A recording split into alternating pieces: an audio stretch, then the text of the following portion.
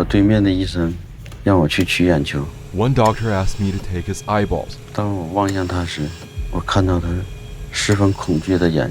When I looked at him, I saw fear in his eyes. 他的眼皮还在动。His eyelids were moving. 他是活的。He was alive.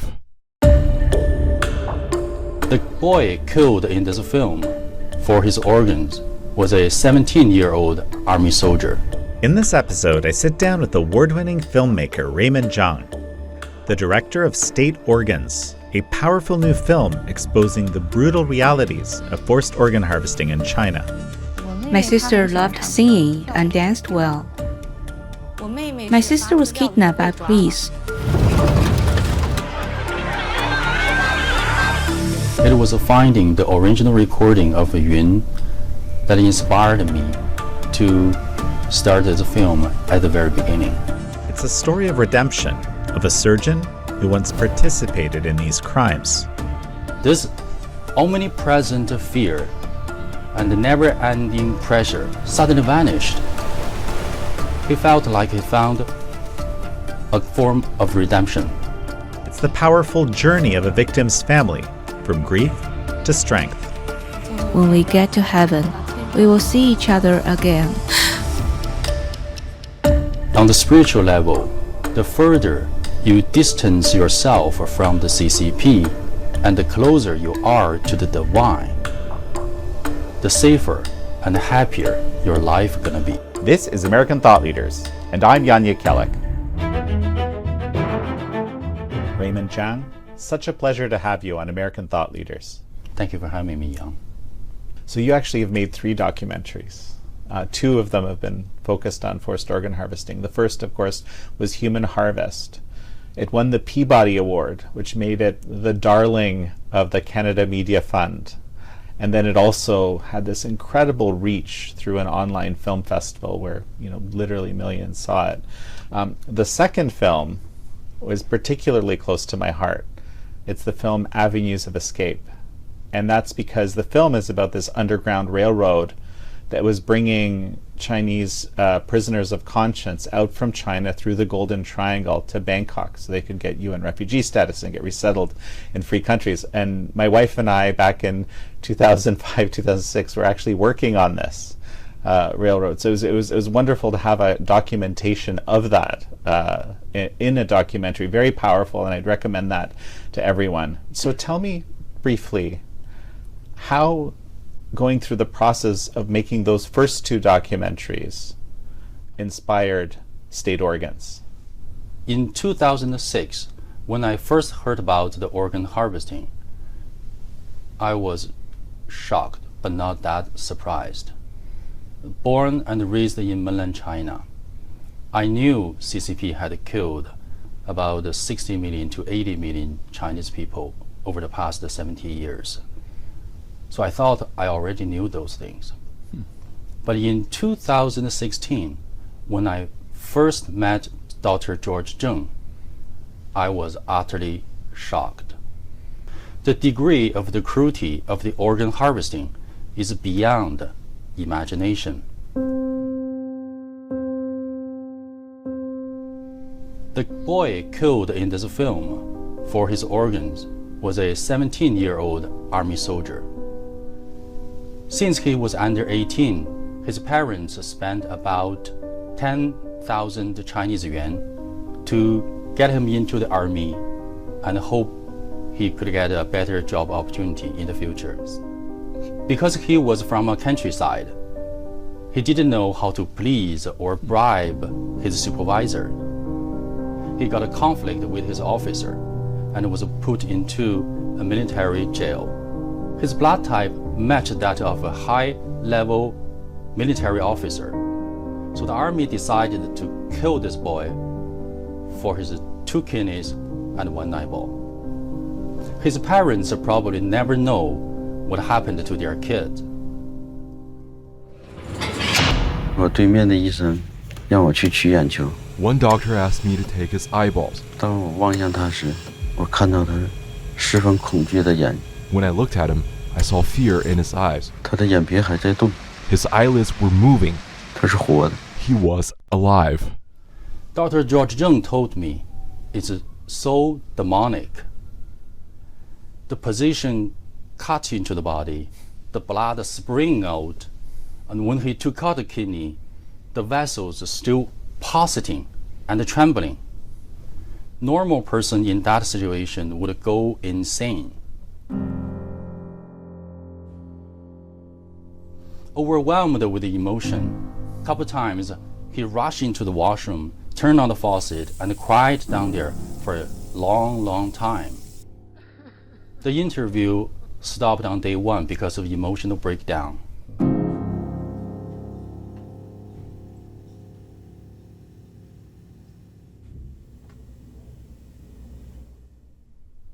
But after the interview, he told me with tears in his eyes,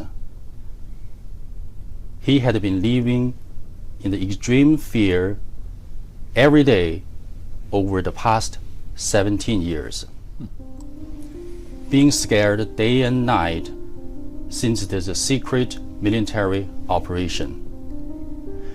He always felt he was being hunted. Someone was chasing him, attempting to assassinate him.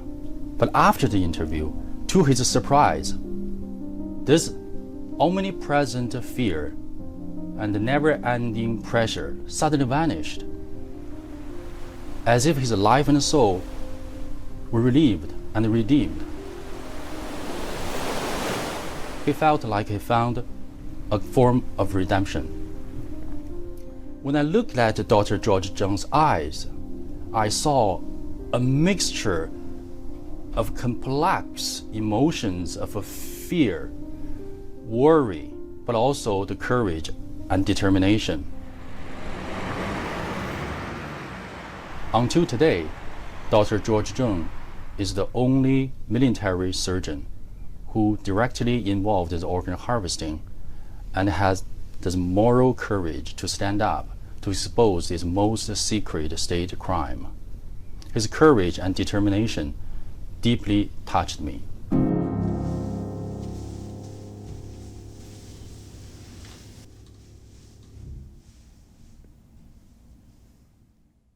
Something that was really incredible in the film was you actually have this, what I call a voice from history, from 2002, Yun Zhang. You actually have her original voice, her testament.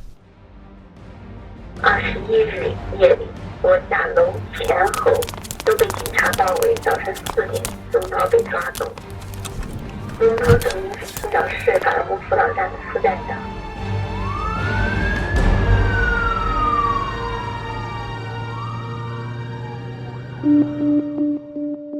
It was finding the original recording of Yun that inspired me to start this film at the very beginning. My sister loved singing and danced well. My sister was kidnapped by police. This film features the original recordings of Yun right before she was kidnapped by the police and eventually forcibly disappeared in the police custody. After her husband was killed while in detention, she shared his story and distributed flyers in Qingdao, China. This made her a target by the police, who hunted her down. At about 2 a.m. on April 19, 2001, she left messages for her sister in Toronto, Canada, recounting her family's plight. Her speech was somewhat hurried, as she has felt that her situation was extremely dangerous because the policemen were outside her door.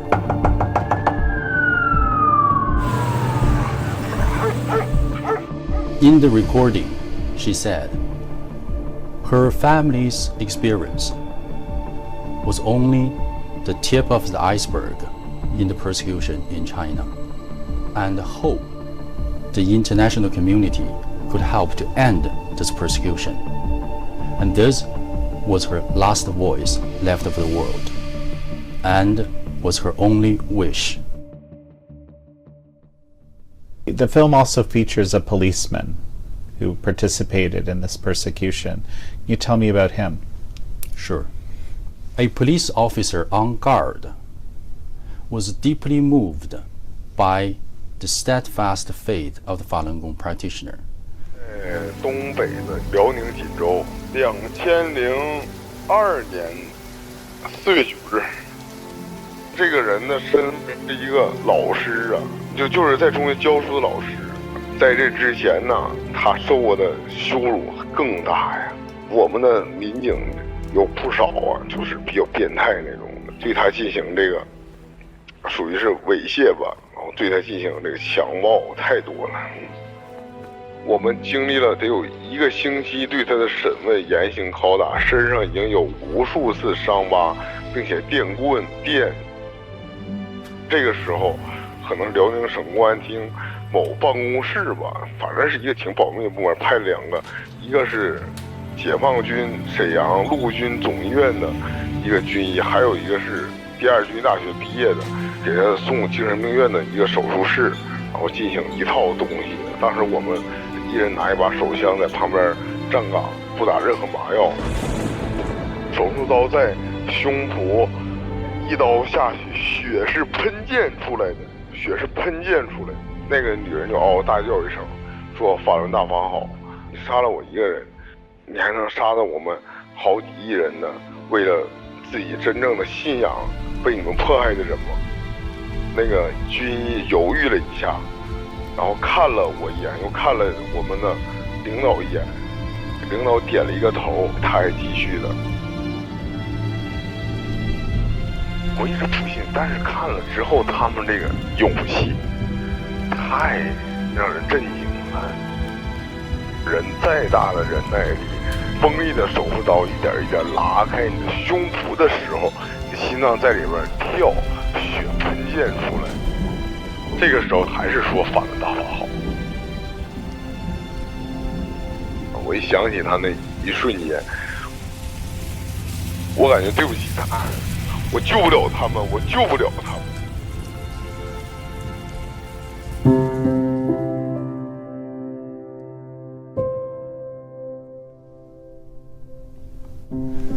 He felt profound respect for them. His reflection and repentance brought him the redemption. The female practitioner who was killed held on her belief until her last moment, awakening the conscience of many, similar to how Jesus saved the 2 thieves beside him before his crucifixion. For those involved in the persecution, as long as there is a trace of a conscience, there's still hope for them. The weakening of their conscience becomes the process of saving themselves. Raymond, of course you know that I'm completely with you in this, trying to expose more and more people, especially people who are making decisions in our societies about this issue.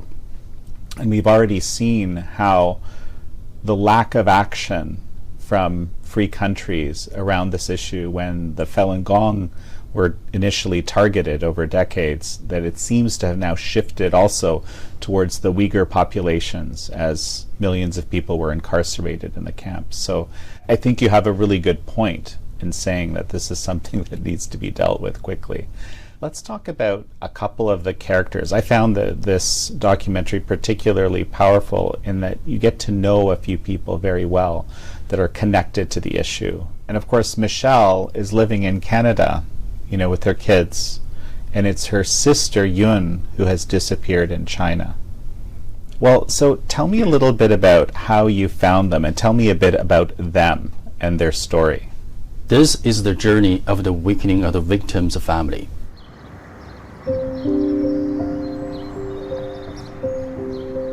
Michelle Zhang didn't know how to explain what's going on to her children. If the country and the society can do this, what hope is left? She saw no hope. Michelle was once an atheist. She didn't understand the energy practice. but gradually came to understand it, and eventually he embraced the spiritual practice. This is the journey of awakening, where she found hope through the despair. And then we have her father, Jim Zhang. Professor Jim Zhang, a victim's father, was a military officer who served the CCP for most of his life. Spending 18 years searching for his missing daughter, going to various government agencies, police stations, labor camps, only to face evasion, cover-ups, intimidation, and eventually the death threat.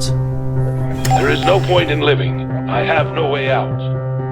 During these 18 years, he went from fully trusting the CCP to recognizing its evil and lies. Along the way, they uncovered a most secret state crime and a grassroots movement that inspired the nation and then the world.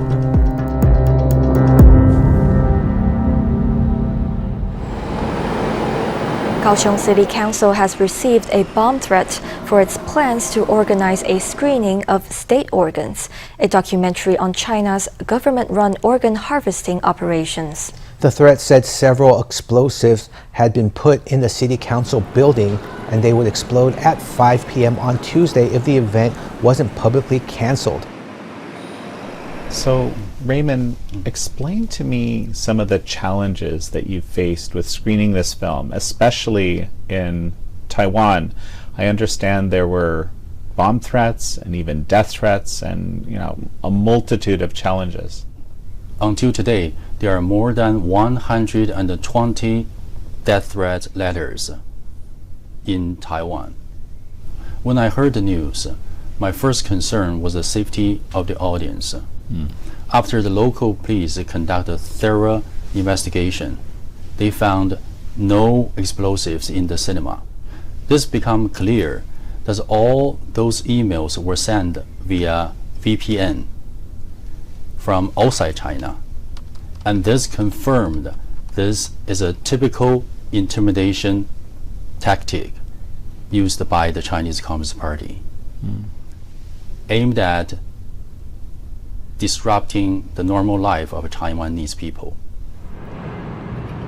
City Council Speaker Kang Yu-chen says the screening will continue as scheduled, adding that she is not scared of the threats. A meeting will be convened to ensure security on the day of the event. So what was the reaction of the people? Taiwan news agencies believe that this film hits the most sensitive nerve of the CCP. Some legislators believe that this film is an expose of the most secret state crime in China. So from what I understand, even the Taiwanese president actually got threatened as a result of showing this film. Can you just clarify for me why? Here's a story from Taiwan.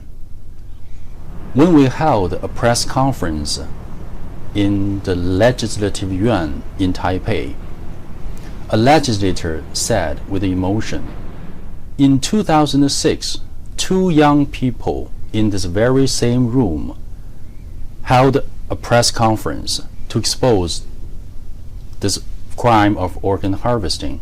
And 18 years later, these two young people became Taiwan's president and vice president. 针对中华人民共和国政府加诸于法轮功学员之政治迫害 In response to the PRC government's escalating persecution and unlawful imprisonment of Falun Gong practitioners, and the shocking reports of torture, live organ harvesting, and appalling violations of human rights, 52 members of this House have united to sign a motion condemning these atrocities in the strongest possible terms. 同时呢也希望能够以本院立法院的名义促请国际组织深入调查此一事件。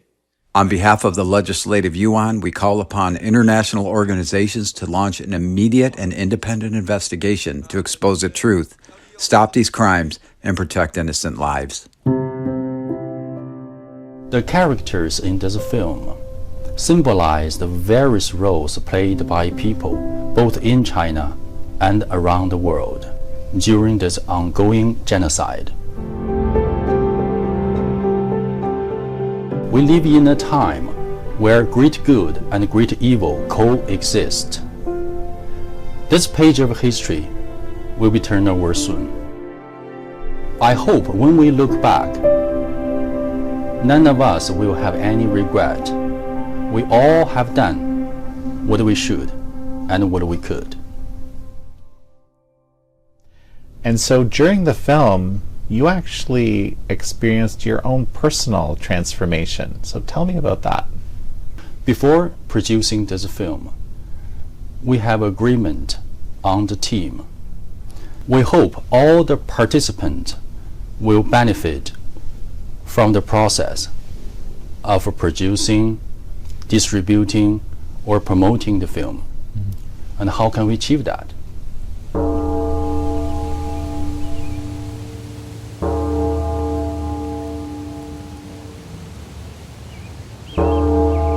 Chinese saying goes, art reflects the artist. The work of art often shows the true inner world of the artist. For example, Zhang Daqian, famous Chinese painter and calligrapher, before painting the Bodhisattva, he would wash his hands, change clothes nicely, and meditate. And after completing the painting, he would write Zhang Daqian paint with reverence on the artwork. With that in mind, I paid close attention to my cultivation of moral characters and cultivate the kindness within myself. I feel I have a cleaner and a clearer mind.